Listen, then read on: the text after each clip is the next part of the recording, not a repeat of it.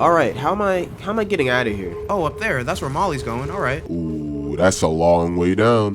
Oh, I made a mistake. Who knew that going down into dangerous mines, lifting heavy ass rocks, and being completely swarmed by giant insects could be so fun as long as I had a nice cold pint of beer beforehand? Deep Rock Galactic is probably my second favorite co-op game after Payday 2. I need my payday, too.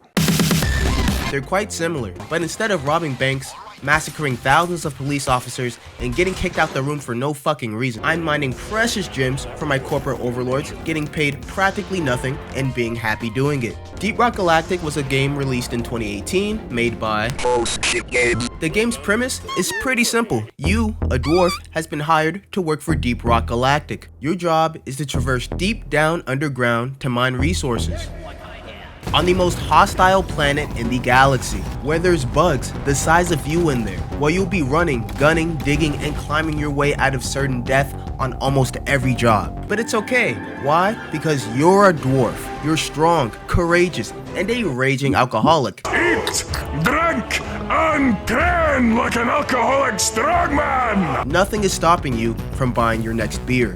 Nothing.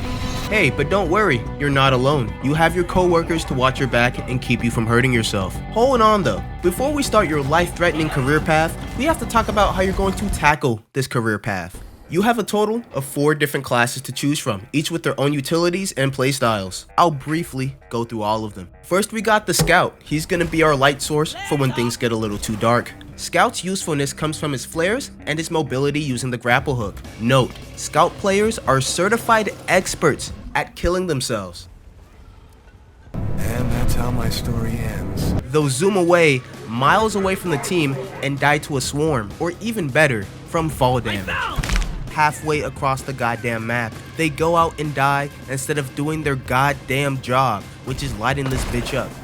Anyway, great class, I use him a lot, he's basically my main. Second, we got Engineer, probably one of the more useful classes, the useful thing being his platform gun. He's able to create platforms on practically any surface, which helps a ton when you need to get up somewhere, or connecting the fuel lines, because without it, it's the biggest goddamn chore. It also lets scouts comfortably mine something on the roof of a cave without busting their ass. But the thing is, not everyone deserves the platform gun. Hey, he also has sentry guns. Pretty neat. Next, we got Gunner. He's essentially our tank. His main attributes being his big ass weapons, which are actually able to mine things. Pretty cool, right? And he also has his zipline launcher. Now, the zipline launcher doesn't have a ton of ammo and is pretty niche in terms of usefulness, but when it comes in handy, it comes in handy. Need to get across a big ass crater? Zipline. Need a safer way to get down off a high point? Zipline. Need to get up to a high point? Zipline. Need to go mine something high up? Zipline. Need to, okay, maybe it's not niche in terms of usefulness. Then we got Driller. Is there a big ass patch of dirt and rock that seems like an absolute bitch to pick through? That means absolutely nothing to the Driller. To the Driller, the world is his canvas. There's nowhere he cannot get through. In a situation where we don't know where the fuck to go or how to get back, we can count on our boy to lead us to safety. Also, he has a goddamn flamethrower. I should play this class more often. These 4 classes in combination can make a killer team if everyone plays their role correctly. And playing our roles correctly lets us mine efficiently, which is what gets us paid. So how about we stop trying to mine ourselves? Use the buddy system. It exists for a reason. We rock and stone together, never alone. To actually get money though, we have to do missions for Deep Rock. There's about 8 different missions we're able to do, each with their own challenges. First up are mining expeditions. On mining expeditions, you're expected to dig into the planet, find however much of whatever Deep Rock needs, Objective complete, nicely done. and then leave. Let's leave this hellhole. Simple and easy fun, and great for beginners. If this is one of your first missions, you'll quickly learn that pretty much the entire map is destructible, which is something I think is awesome about this game. It can make up for some very interesting situations. Alongside pretty much all of the missions, you'll periodically get swarmed by bugs when they feel like it or during certain objectives. Bunker up, team. Swarm incoming. So basically, you see bugs, shoot them niggas. Need to get around, dig, climb, or blow that shit up. It honestly doesn't matter. In any case you need supplies, you need to mine enough nitra. Once you do get enough nitra, you can call in for a supply drop that'll replenish a good amount of health and ammo. They come in servings of 4.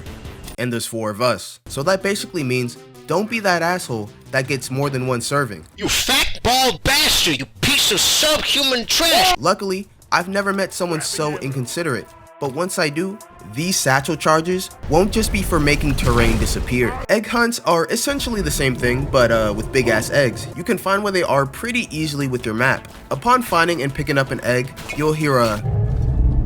let's just ignore it. On-site refining is a change of pace from the typical cave exploration. Too bad it's not my fucking tempo. Why do you suppose I just hurled a chair at your head, Neiman? I don't know. So with on-site refining, they require you to connect the pipelines from this giant ass refinery to the pump jacks you put over these liquid morkite sites. I de-fucking despise connecting pipelines. It's boring and sometimes too complicated if I don't have an engineer or a driller on my team. But to be honest, that's one of the only things I really don't like about it. I'm just bitching. Once you get them all connected, hordes of critters will come and make your life harder. And on top of that, the pipelines will periodically be damaged and you'll have to repair them. Honestly, pretty cool mission, but just really not my favorite. On salvage operations, you'll have to go through the caves to locate multiple broken mini mules scattered around the map. Once you find one, you'll find that it's been dismembered and its legs are scattered around the area. Once you find all of them, you'll need to repair a communications uplink to send in fuel pods. Why do we need fuel pods? Because they're not sending us a brand new spanking drop pod when there's a perfectly good unfueled one right there. So basically, send in the fuel pods, fuel the drop pod, wait for it to boot up, then we're out of here. Point extraction, basically egg hunts, but instead of traversing through caves and tunnels, you're dropped into one big old open cavern to look through with a central mining platform to deposit your minerals. You're gonna be looking for a material called a quark, a big blue glowy rock. It won't just be on your map, so you have to keep an eye out for a blue glow coming from the walls. You want to be quick though. The longer you stay, the angrier the bugs will get. I'm being so for real. You want to finish the mission fast. These niggas will roll deep. Escort duty is one of my personal favorites. You need to escort a drill dozer through multiple caverns until you reach the Ornament Core. Now what is the Ornament Core? I don't know, some sentient rock. Look, I don't get paid to ask questions. I get paid to dig.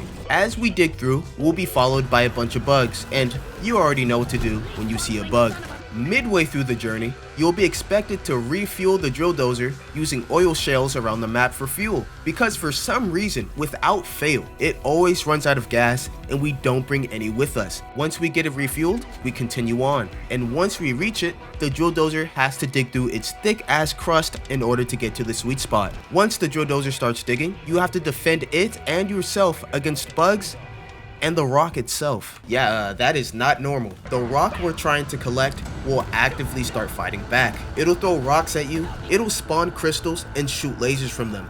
But we're dwarves, so we don't fucking care. Pew pew, shoot shoot, it's done. Once it's finished, get the core, get out. Elimination, pretty self-explanatory. Your objective is to kill some creatures, but not just any big ass creatures, I'm talking dreadnoughts. There's about 2 to 3 cocoons you'll have to break open in order to awaken and fight them. There's 3 different kinds of dreadnoughts you may encounter, but none are honestly too difficult to figure out. I'm assuming the goal is to stop them mid-metamorphosis, because these niggas are already tough now. Imagine if we kept them in those cocoons a little bit longer. Then we have industrial sabotage, which I think it would have been cooler if they called it data mining, but whatever, I did not make the game. It's something I would like to consider a boss fight of sorts. So here, the objective is to kill a big ass pyramid, aka the Caretaker. And what we want from the Caretaker is to get into its data vault. Now why do we even care? Well, it was made by a rival mining corporation to steal our company data. So yeah, Deep Rock is not having that. We gotta recover our stolen data. But there are multiple steps we have to take before we get there. Once we find the Caretaker, we notice that it's surrounded by some sort of force field. So what we gotta do is turn them bitches off. If you follow the wires that the Caretaker is connected to, or honestly, if you just wander around long enough, you'll find one of the 2 power stations keeping the force field on. We can't really destroy it, so the boys on the surface will have to send us a hacking pod for us to disable it. Once we get it all set up and ready to go, Hack C will start hacking, and a swarm will come to try and kill us for it. Honestly, I don't even know why they're here. It's honestly none of their business. But I'ma be real, the bugs will be the least of your worries. Once we get both of the power stations down, we need to head down back to the Caretaker and start to whoop ass. or get your ass whooped. If it's your first time, it's probably gonna be the latter. The caretaker will spawn a bunch of bots for you to shoot at and tentacles for you to destroy. Bro thinks he's Terramorphous, get the fuck out of here. Once you beat it, it'll explode, release the data, and you can leave. That's how we make our money, people. Now, I know I yapped on and on about these missions, but I feel like that it's important that you guys know what you're getting into. There's enough mission variety in terms of objective, length, difficulty, and complexity to keep things fresh, along with plenty of map seeds to keep the environment from being too predictable. There's also mission mutators, which add a bit of spice to your missions. It can range from you running faster due to the rich atmosphere in the air, or floaty due to the low gravity, or there being extra gold veins in the area, to having more elite enemies spawn, low oxygen, parasites, or simply make the enemies do more damage overall. Don't worry, you'll have fun. It adds to the experience. Now there's actually a lot more to this game. Tool customization, weapon customization, assignments, promotions, deep dives, overclocks, seasonal events, perks, the benefit of drinking a nice cold brew before a mission. But I will leave all of that for you to discover on your own, because a lot of the fun is just discovering all of what you can do. And maybe I'm a little lazy. Deep Rock Galactic has provided me some of the best co-op experiences I've had in a good while. It's fun, it's funny, and great to play with other people. If you're thinking about getting this game, it's $30 on Steam, PlayStation, and Xbox. And remember, just what I say does not do this game justice. Get a mining team, go underground, and proceed to rock and stone. Thanks for watching. If you liked the video, leave a like. If you like me, I recommend subscribing. Thank you, I love you all, and I'll see you in the next one. How do we know when it's over? I do.